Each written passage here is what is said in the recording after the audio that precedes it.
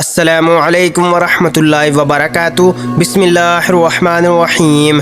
صرف 5 منٹ کا مدرسہ قرآن و حدیث کی روشنی میں اسلامی تاریخ 12 رمضان المبارک۔ نمبر 1، حضرت محمد صلی اللہ علیہ وسلم کا ایک تاریخی فیصلہ۔ رسول اللہ صلی اللہ علیہ وسلم کی نبوت سے چند سال قبل خانہ کعبہ کو دوبارہ تعمیر کرنے کی ضرورت پیش آئی۔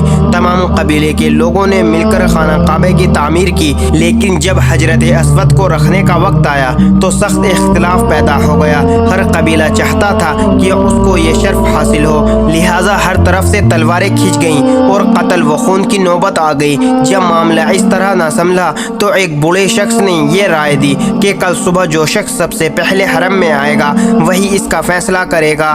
سب نے یہ رائے پسند کی۔ دوسرے دن سب سے پہلے حضرت محمد صلی اللہ علیہ وسلم داخل ہوئے۔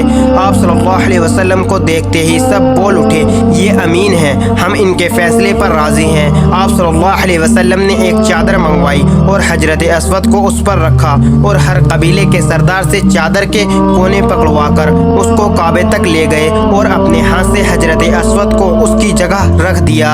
اس طرح آپ صلی اللہ علیہ وسلم کے ذریعے ایک بڑے فتنے کا خاتمہ ہو گیا۔ نمبر 2، حضرت محمد صلی اللہ علیہ وسلم کا معجزہ، پہاڑ کا ہلنا۔ رسول اللہ صلی اللہ علیہ وسلم ایک مرتبہ احد پہاڑ پر چڑھے۔ آپ صلی اللہ علیہ وسلم کے ساتھ حضرت ابوبکر، عمر اور عثمان رضی اللہ عنہ بھی تھے اور پہاڑ ہلنے لگا۔ رسول اللہ صلی اللہ علیہ وسلم نے پہاڑ پر اپنا پاؤں مار کر فرمایا، اے احد ٹھہر جا، تجھ پر ایک نبی، ایک صدیق اور 2 شہید ہیں۔ تو پہاڑ ٹھہر گیا۔ نمبر 3، ایک فرض کے بارے میں اذان سن کر نماز کے لیے نہ جانا۔ رسول اللہ صلی اللہ علیہ وسلم نے فرمایا، سراسر ظلم، کفر اور نقصان ہے اس شخص کا فعل جو اللہ تعالیٰ کے منادی یعنی مؤذن کی آواز سنے اور نماز کو نہ جائے۔ نمبر 4، ایک سنت کے بارے میں گناہوں سے معافی کی دعا۔ اپنے گناہوں سے معافی مانگنے اور اللہ تعالیٰ سے رحم و کرم طلب کرنے کے لیے یہ دعا کرنی چاہیے۔ یہ حضرت آدم و حوا علیہ السلام کی دعا ہے جو انہوں نے اپنی معافی کے لیے اللہ تعالیٰ سے کی تھی۔ دعا، ربنا ظلمنا انفسنا وان لم تغفر لنا وترحمنا لنکونن من الخاسرین۔ ترجمہ، اے ہمارے رب، ہم نے اپنی جانوں پر بڑا ظلم کیا، اب اگر آپ ہماری مغفرت نہیں فرمائیں گے اور رحم نہیں کریں گے تو ہمارا بڑا نقصان ہو جائے گا۔ نمبر 5، ایک اہم عمل کی فضیلت، غلطی معاف کرنے کا بدلہ۔ رسول اللہ صلی اللہ علیہ وسلم نے فرمایا، قیامت کے دن ایک پکارنے والا پکارے گا کہ کہاں ہیں وہ لوگ جو لوگوں کی غلطیاں معاف کر دیا کرتے تھے، وہ اپنے پروردگار کے حضور میں آئیں اور اپنا انعام لے جائیں، کیونکہ ہر مسلمان جس کی لوگوں کو معاف کرنے کی عادت تھی وہ جنت میں جانے کا حقدار ہے۔ نمبر 6، ایک گناہ کے بارے میں حضرت عیسیٰ علیہ السلام کو خدا ماننا۔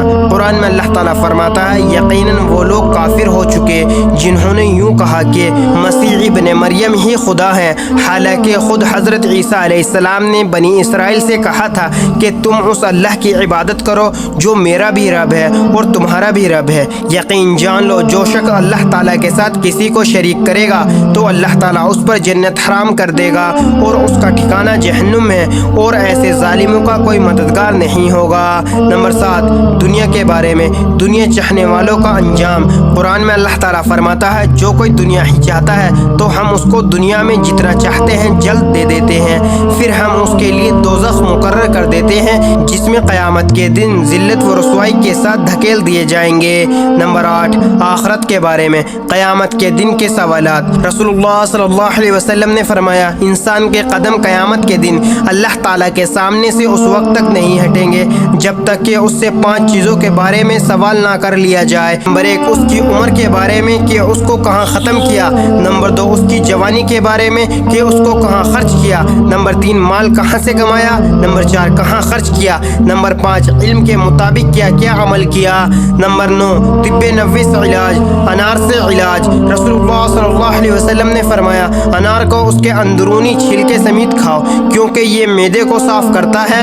فائدہ، علامہ ابن قیم رحمۃ اللہ علیہ فرماتے ہیں کہ انار جہاں معدے کو صاف کرتا ہے وہیں پرانی کھانسی کے لیے بھی بڑا کارآمد پھل ہے۔ نمبر 10، نبی کریم صلی اللہ علیہ وسلم کی نصیحت۔ رسول اللہ صلی اللہ علیہ وسلم نے فرمایا، دوسروں کی عورتوں سے دور رہو، تمہاری عورتیں بھی پاک دامن رہیں گی۔ اپنے والدین کے ساتھ حسن سلوک کرو، تمہاری اولاد بھی تم سے حسن سلوک کرے کرے گی۔ اللہ تعالی ہم سب کو کہنے سننے سے زیادہ عمل کرنے کی توفیق عطا فرمائے، آمین۔ مزید اسی طرح کے اسلامک ویڈیو کے لیے اگر آپ نے ابھی تک ملک شاہ چینل کو سبسکرائب نہیں کیا تو سبسکرائب کر لیں اور ویڈیو کو لائک اینڈ شیئر ضرور کریں۔ جزاک اللہ، شکریہ۔